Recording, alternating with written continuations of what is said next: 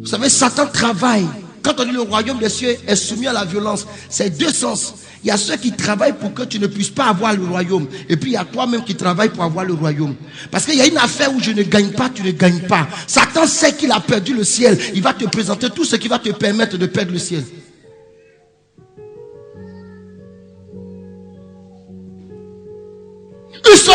Il s'impose. Et vous allez voir tout à l'heure ce que le pape, la chérie fait. Et tu t'imposes. C'est toi-même qui dois t'imposer. Jésus dont on parle là, il est qui? Nicolas, il est court. Il crie chaque fois. Jésus, Jésus, c'est lequel? Qu'est-ce qu'il fait? Cherche. Il dit, celui qui me cherche, je me laisserai trouver. Parce qu'il me cherchera de tout son corps. Mais on est complaisant. Quel est quelqu'un qui fait un fétiche et qui plaisante? Bah, depuis. On t'a tué. Tu jouais un fétiche. Acclamez un peu pour moi. Alléluia. Acclamez Jésus. Oui. Le Dieu de la victoire. Le Dieu de la victoire. Alors, le verset 24. Il faut lire le verset 24, fils. Verset 27. Mais je traite durement mon corps. Je traite durement mon corps. Et je le tiens assujetti. Je le tiens assujetti. De peur d'être moi-même rejeté. Après avoir prêché aux autres. Allez leur dire ça. Beaucoup croient qu'on ne perd pas le salut. On perd. Sinon, entre nous et Lucifer, qui a adoré Dieu comme nous, comme lui? Personne n'a adoré Dieu comme Lucifer. Personne. Dans l'islam, on dit, le front de Lucifer a touché toute la surface de la terre pour adorer Dieu. Dans l'islam. Mais le jour il a décidé de changer de comportement, il est devenu Satan. Donc c'est pas toi qui as prêché pendant 1 an, 2 ans, 3 ans, ou bien tu as 20 ans de ministère, maintenant tu rentres dans le gracisme, tu vis ce que tu veux vivre, et puis tu crois que tu ne perds pas le ciel. Paul dit, et qui a écrit comme Paul? Qui a prêché comme Paul? Qui a travaillé comme Paul? Il dit, je tiens durement mon corps. Je le tiens assujetti. C'est-à-dire que je le soumets entièrement à moi. De peur. Parce qu'il y a une peur. Si vous ne savez pas, il y a une peur.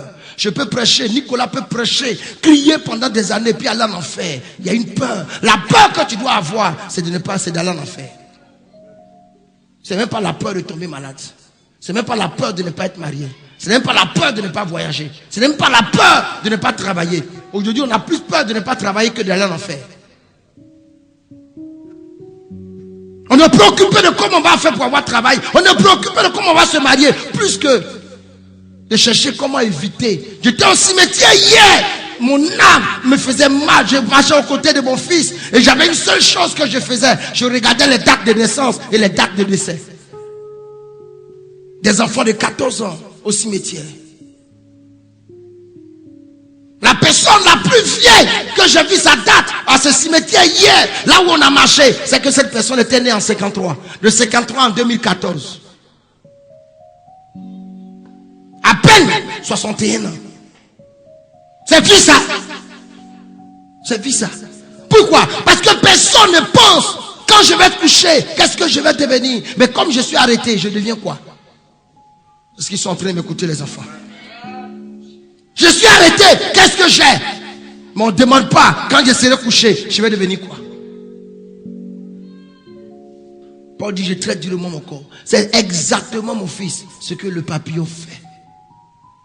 Le papillon, sur la chenille, la chenille commence à vivre. Elle mange que des feuilles et elle rampe. Beaucoup de chrétiens ne savent pas que quand on vient à Christ, nous sommes comme des chenilles. Nous rampons. Nous rampons dans le péché. Nous rampons dans l'abomination. Nous mangeons des choses limitées. Nous mangeons des feuilles, des choses qui ne sont pas la gloire de Dieu. C'est ce que nous mangeons. La chenille rampe. Regardez nos délivrances. Comment ça se passe? Nous tombons, nous rampons. Nous sommes toutes des chenilles. Nous sommes des chenilles. En nous, gloire soit rendue au Seigneur. En nous est caché le papillon. En toi est caché un homme saint. En toi est caché une personne à la gloire de Dieu. Mais il faut que cette personne sorte. Mais pour qu'elle sorte, il faut que la chenille accepte des privations. Pour ceux qui ont regardé un peu l'image, vous avez pu voir peut-être une partie où la chenille va se suspendre. La chenille se suspend, la tête en bas, et elle se colle à un plafond par, je ne sais pas si c'est, on appelle ça queue, mais elle se colle à un plafond. Elle se colle à quelque chose, mais la tête en bas. Vous savez, vivre la tête en bas. Vivre la tête en bas. C'est tout le problème au monde. Parce que tu changes même la circulation habituelle de ton sang. Tu ne peux pas commencer à être grand si ta tête n'est pas descendue. Si tu ne changes pas ta façon de réfléchir, tu ne changes pas ta façon de voir les choses, tu vas te suspendre. La Bible dit, il faut s'imposer. Ce n'est pas quelqu'un qui vient dire à la chenille, ton heure de devenir papillon est arrivée. Mais la chenille consent, elle sent qu'elle a reçu beaucoup de feuilles, elle a reçu beaucoup de paroles, elle a reçu beaucoup de messages, ça l'a fait durcir. Et alors, elle sait que l'étape est arrivée pour qu'elle passe de l'étape de la chenille au papillon. Alors elle se prive. Si tu n'apprends pas à te priver, tu ne seras pas métamorphosé. Tu n'apprends pas à t'abstenir, tu ne seras pas métamorphosé. L'alcool est bon. L'alcool c'est bon. Quand quelqu'un est laid, comme on dit à jamais, mais il est à l'aise. L'inspiration vient. Tu parles facilement. Alors là où tu ne pouvais même pas t'arrêter pour parler, tu parles. Mais après ça te tue. La bière de l'homme fort, mais l'homme fort dans le caniveau.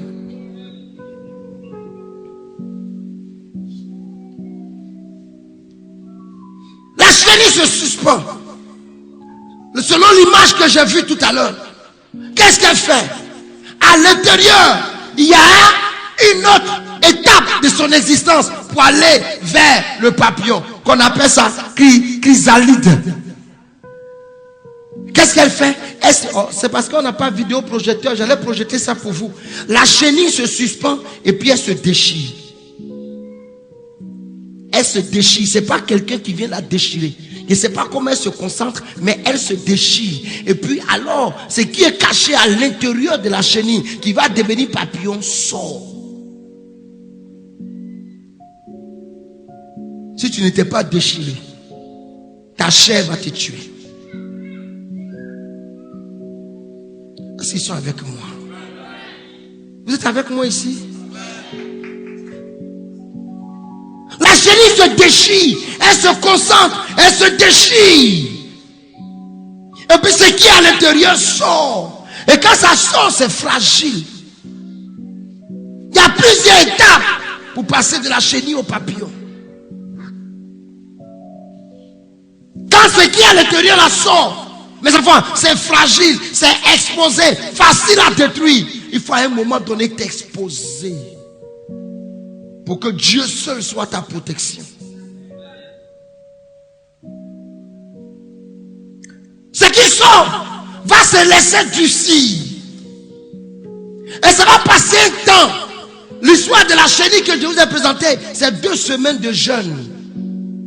Pendant 2 semaines, elle ne mange pas. Elle se prive de tout. Mais parce qu'elle veut passer de l'étape de la chenille au papillon.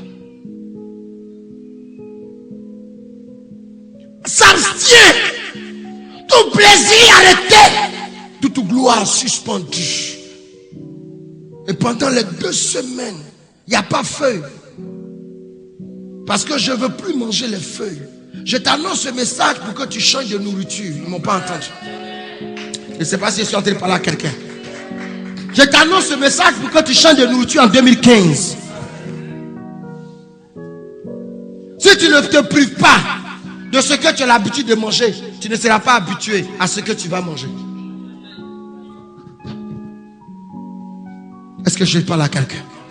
Et pendant les 2 semaines, elle s'abstient de tout. Il n'y a rien qui puisse entrer dans son ventre. Parce qu'elle n'a même plus le même ventre. Je ne sais pas si je suis entré par là quelqu'un.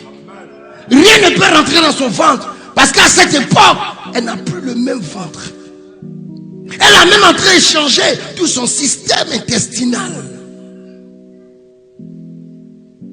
Et 2 semaines après, le papillon sort, coloré, glorieux, beau. Et ce que me plaît, la démarche du papillon change. Le milieu de vie du papillon change. La nourriture du papillon change. De la chenille, quand on devient papillon, on ne rampe plus. Je veux te voir voler. Quelqu'un n'est pas en train de m'écouter. Je veux te voir voler. Tu voleras et tu voleras haut. Tu voleras et tu... Non, non, non, quelqu'un n'est pas en train de m'écouter. Le message, c'est que tu voles. Que tu voles. Que tu voles dans la hauteur. Tu dépasses le règne des chenilles. Tu sois partout dans les airs. Écoute-moi bien. La chenille mange les feuilles. Mais le papillon suce les nectars des fleurs. Ta nourriture changera. Ce qui est appréciable et ce qui est apprécié, c'est ce qui sera ton repas. Parce que tu mangeras lorsqu'il aura fleur. Oh, la fleur annonce la joie. La fleur annonce la beauté. Les feuilles n'ont pas la même valeur que la fleur. Mais si tu n'es pas devenu papillon, tu ne peux pas avoir ces choses. Écoutez-moi bien, le papillon est plus rapide que la chenille. Le papillon est plus rapide que la chenille. La chenille, lorsqu'elle est attaquée, elle ne peut pas se défendre. Mais le papillon, écoutez-moi bien, le papillon même peut voler, mais le papillon peut se camoufler. Il y a des papillons qui se comportent comme des caméléons. Quand elle rentre dans un endroit, elle prend la couleur du milieu. Le papillon peut se camoufler. Tu vas échapper au danger de la vie lorsque tu passeras de l'état de la chenille au papillon. Tu vas échapper aux oppressions de la vie. La mort va te quitter, l'oppression va te quitter quand tu passeras de l'état de la chenille au papillon. Les hauteurs dans lesquelles la chenille pour arriver passe des jours, toi, en quelques minutes, tu seras au sommet des arbres.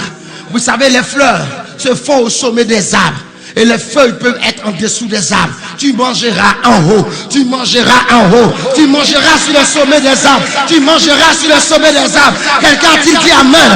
Je te donne la nature du papillon.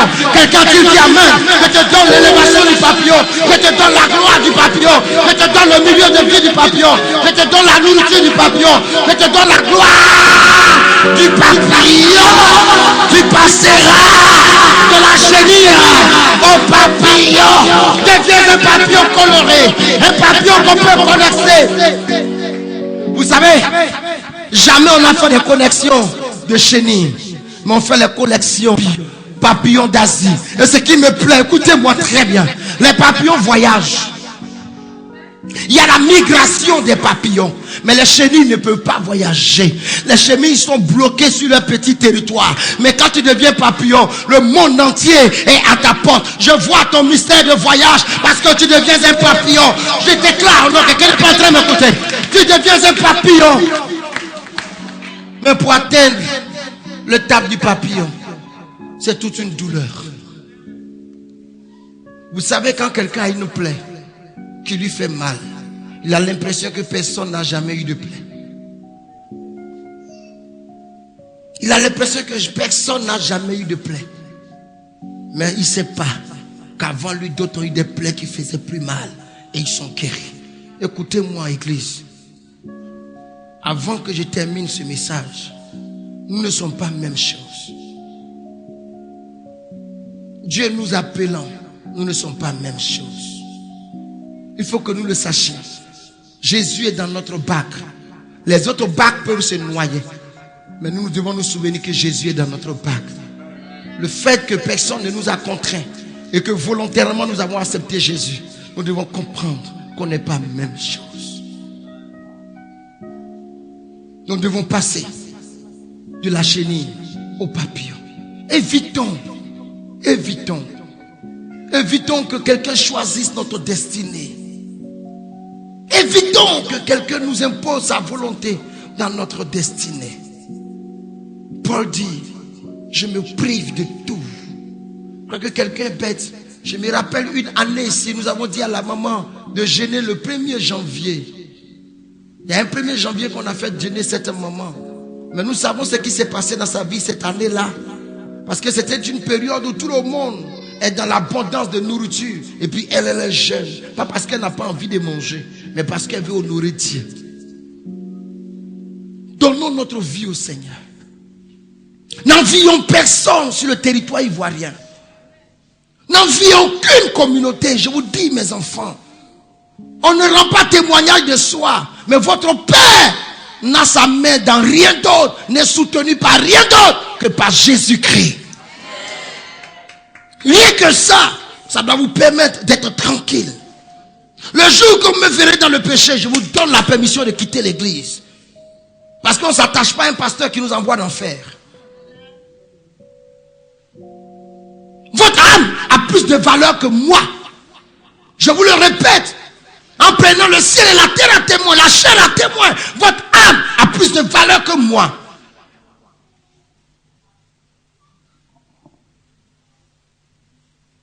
Ne donnez pas votre âme à un homme de Dieu. Donnez votre âme à Dieu. Comme on sait que le monsieur il a divorcé, il est là avec la nouvelle maman pasteur. Et puis on est assis dans son église. On acclame ses messages. On va où? On sait qu'il a fini avec toutes les filles de la chorale. On acclame son message. Pourtant nous savons. On ne va pas vers lui pour qu'il change. On ne va même pas se mettre à genoux prier pour qu'il soit converti. Ne savez-vous pas que le péché du roi est le péché du peuple?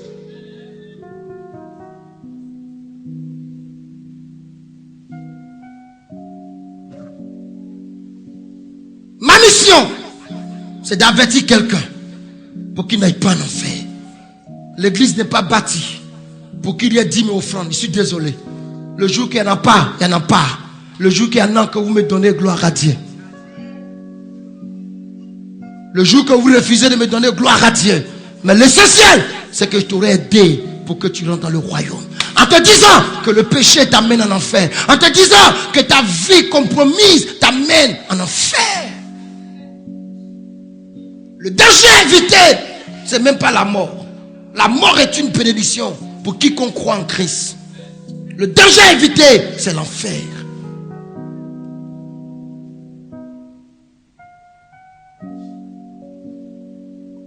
N'appréciez pas et n'acceptez pas les messages sensationnels, émotionnels, orientés pour que tu sois excité pour me donner l'argent. C'est de tels messages que tu dois me donner l'argent parce que je parle de ton roi, de ta vie, je parle de ta fin. Le monde peut ne pas finir, mais toi tu finiras. Le monde peut ne pas finir, mais je finirai. Sur la terre, je finirai. Mais après, je serai où? Conclusion. Acte chapitre 14. Verset 22. C'est quoi? Je vous fais triste? Vous êtes avec moi? Non.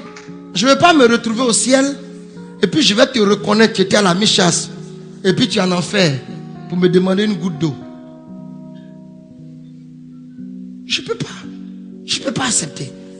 Tu es condamné à aller au ciel quand tu passes par la mi-chasse. Tu es condamné à aller au ciel quand tu écoutes Nicolas Kwasi. Tu es condamné. C'est une condamnation. Si tu n'as pas envie d'aller au ciel, ne viens pas ici. Si tu n'as pas envie d'être sauvé, ne viens pas ici. Parce qu'en allant dans le salut, on ramasse sur la route. C'est en allant pour le salut qu'on ramasse le mariage. C'est en allant pour le salut qu'on ramasse le voyage. C'est en allant pour le salut qu'on ramasse.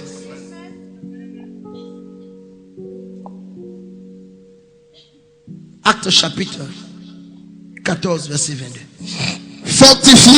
Fortifiant l'esprit des disciples. Les exhortant à persévérer dans la foi. Et en leur disant que c'est pas beaucoup de tribulation qu'il nous faut entrer dans le royaume de Dieu. croyez pas. Écoutez, vous savez pas que la sorcellerie, ce n'est pas seulement tuer quelqu'un, mais l'empêcher simplement d'atteindre sa destinée. On est à la maison, je sens que tu vas aller au ciel. Je sens que tu seras sauvé. Je sens que ton âme est en train d'être bénie. Maintenant, moi, je sais que je ne vais pas aller. Je ne veux pas aussi que tu rentres. Moi, j'ai perdu. Et puis, je me rends compte que tu vas avoir. Je vais m'arranger pour que tu n'aies pas. Donc, je trouverai toutes les stratégies pour que tu sortes de l'église pour te retrouver au cabaret. Je trouverai toutes les stratégies pour que tu quittes ta maison pour aller chez la maîtresse. Je trouverai toutes les stratégies pour que tu quittes ton foyer pour aller chez un autre gars. Je trouverai toutes les stratégies. En tant que pasteur, même si je sais que j'ai déjà raté ma vocation, je trouverai toutes les stratégies pour te mettre dans notre groupe. Je trouverai. J'ai perdu. Pourquoi toi tu vas avoir? Si tu as, je perds 2 fois. Si tu as, je perds 2 fois. Il faut que je m'arrange pour que tu n'aies pas. Parce que tous ceux qui nous entraînent dans des choses de plaisir, c'est pour notre plaisir. Le jeune prophète est mort parce qu'il a cru qu'il était honoré par le vieux prophète. C'est pas beaucoup de tribulations que nous aurons accès au royaume.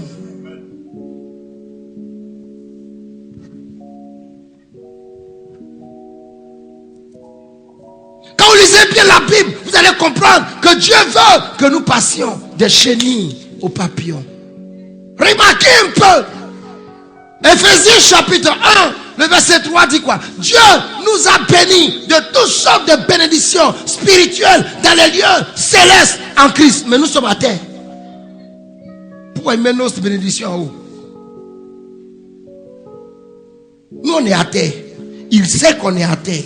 Et puis il met nos bénédictions en haut. Il n'a pas donné échelle.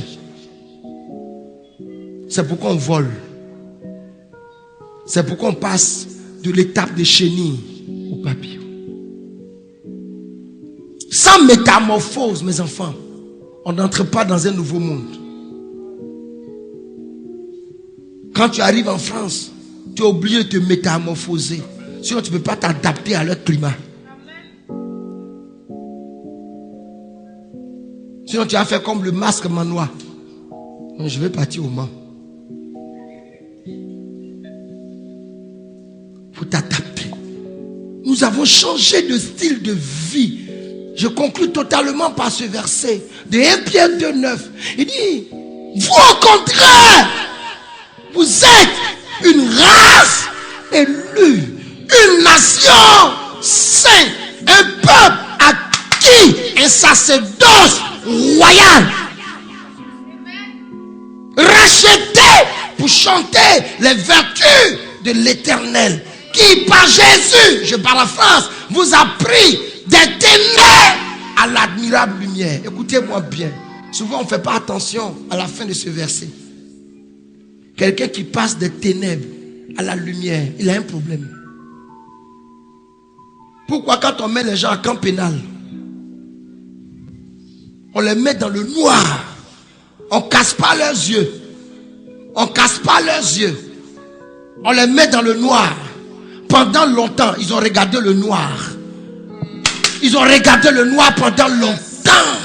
Et puis un matin, on les amène à la lumière. Leurs yeux se cassent. Je ne sais pas s'il y a quelqu'un qui m'écouter. Est-ce que quelqu'un peut venir avec moi? Je vais te donner la révélation. La chenille n'a pas la même vision que le papillon. Quand on te prend des ténèbres, tu as vécu longtemps dans les ténèbres, et puis on te met la lumière. La première chose, tes yeux doivent se casser. Le chrétien qui a les yeux du monde ne peut pas avancer. Je ne sais pas si sortait par là quelqu'un.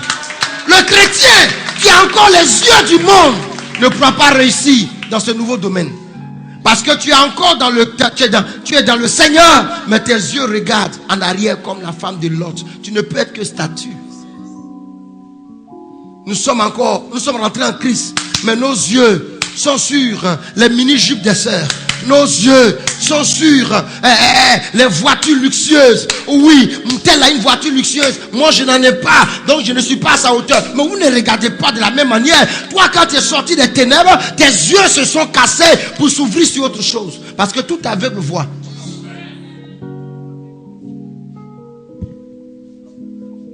Qu'est-ce que ton œil voit? Dieu nous fait passer des ténèbres à l'admirable lumière. Et puis écoutez-moi bien, l'accoutrement varie par rapport au temps. Tu ne peux pas porter habit de nuit pour venir dans la journée. Imagine quelqu'un au plateau à midi en pyjama, même s'il est le DG. Imaginez le président de la République en pyjama à midi dans tout plateau. On va crier au scandale. Il est devenu fou. Pas parce qu'il est fou, mais son habit lui montre qu'il n'est plus dans le même temps.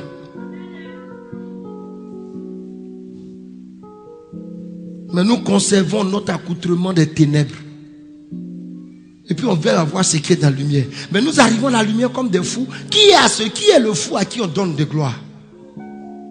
Dites-moi, quel est ce fou là à qui on donne tout ce qui est bon? Quelqu'un va te confier son argent à un fou. Quelqu'un va confier son enfant à marier à un fou, mon fils. Mais ton habit montre que tu n'es pas encore quitté dans la nuit. Nous sommes dans le jour. Tu es bizarre. Parce que tu ne sais pas que tu as changé de position. Je suis arrivé en France, j'ai passé 3 jours sans manger. Parce que je cherchais ce que je voulais manger à Abidjan. Je ne savais pas que j'avais bougé. Je ne savais pas que j'avais bougé. Vous savez, si nous ne savons pas que nous avons bougé, nous n'aurons pas ce que nous devons avoir là où que nous sommes arrivés. Nous souffrons parce qu'on ne sait pas qu'on a bougé. Nous souffrons parce qu'on ne sait pas où nous sommes arrivés. Ta vie n'est plus la même chose que celle de ta famille. Ne te trompe pas, tu n'es plus la même personne.